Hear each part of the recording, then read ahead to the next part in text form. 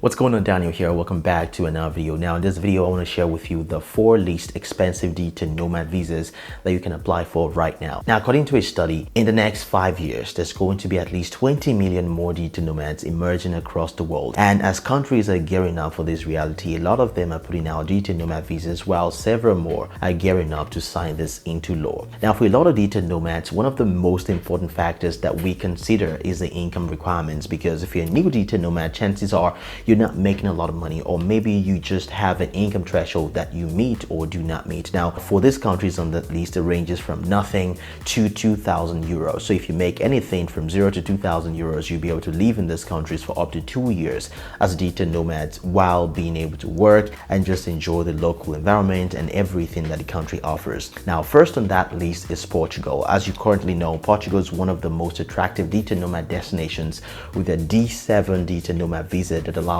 you to live in Portugal up to 2 years. Now for Portugal, you need to make at least $1,250 a month, meaning you need to make this amount a month in order to qualify for that visa. Now apart from that, you need to be able to prove that you have an employer outside of Portugal. You need to make sure that you can prove your health insurance. You need to get health insurance for the duration of time that you're there, and you need to be able to prove that you have accommodation even before you apply for the visa at all. So if you can meet all of this requirement, make $1,250 a month, have accommodation before you apply for the visa, be able to prove health insurance, and you have to be able to prove that your employer is outside of Portugal. Now next on that list is a country that just recently opened up the D10 nomad visas to the rest of the world, and that is Malaysia. Now Malaysia is a country that is very attractive to D10 nomads because of the low cost of living and the robust city life that Kuala Lumpur offers to a lot of people. The income requirement for Malaysia is $2,000 a month or $24,000 a year, meaning if you make this amount a year, you are qualified based on income requirement to apply for the Malaysia D10 nomad visa. Apart from that though, you need to be able to prove that your company is outside of Malaysia.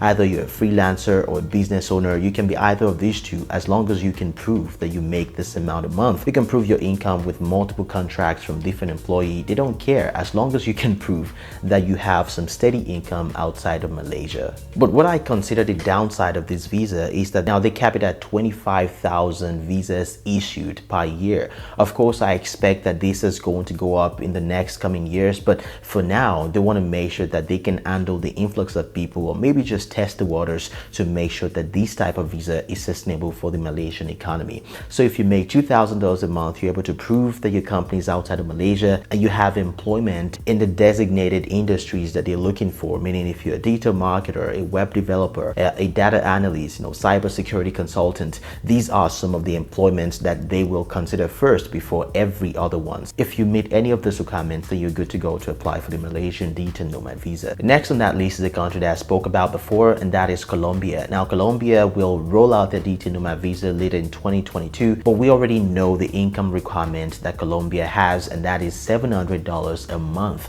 Meaning if you make $700, if you're able to prove that your work is outside of Colombia, and if you're able to show proof of health insurance, you are more than qualified to apply for the Colombia D10 nomad visa. They don't require anything else. In fact, right now, if you are a US resident and if you're an EU resident as well, you are able to live in Colombia for up to 3 months in a 6-month period. So if you're not a citizen of the US or the EU, then the D10 nomad visa will be something to consider for sure, and it's only at $700 per month. Now next on that list, of course, is Mexico. As you already know, I'm a big fan of Mexico. I've lived in Mexico for several months in the last 1 year alone, my favorite being Mexico City. As a US resident, a US citizen, a Canadian citizen, or an EU resident, you're able to go to Mexico and be there for up to 6 months with a visa on arrival with no income requirements at all. So if you have citizenship or residence in any of these countries, you're able to go to Mexico as D10 nomads and live there.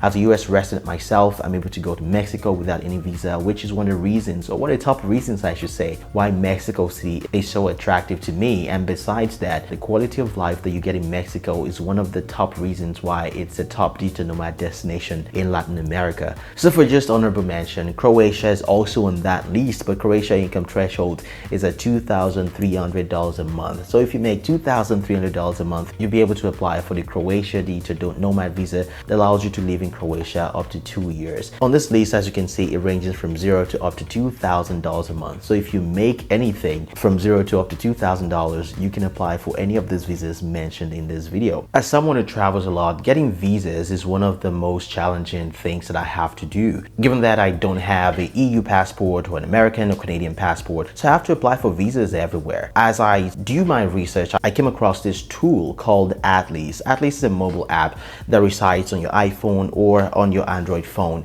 and allows you to apply for visas if you're a citizen of just about any country. The only thing that requires that you provide your travel document so they can assess your travel document and see what countries you can apply for from that platform. Now, as a US resident and a Nigerian citizen, I'm able to apply for pretty much all the countries out there. Atlas charges a one-time fee to process your passport. They do all the appointment setting, all the document gathering, and pretty much everything you need, and it's just for a one-time fee. It ranges from anywhere from $50 to I believe about $200. Now, Atlas is a mobile app. Like I said, this video is not sponsored by them, but if you want to check them out, I'll leave a link to them in the description down below. If you try them out, they give you up to $25 off your visa applications. It's just an easier way to apply for visas and have all your documents within one platform. So go check them out if you're interested. And also, as a traveler, you need a way to manage your finances, which is where Revolut comes in. Revolut is a banking app that helps you in financial management, that gives you a debit card, which works pretty much everywhere in the world in over 200 countries, that allows you to send and receive money as well. So if you're looking for a financial management app, a banking app that allows you to make transactions anywhere in the world you are, I'll leave a link to Revolut down in the description. You get up to $70 if you use that link to sign up.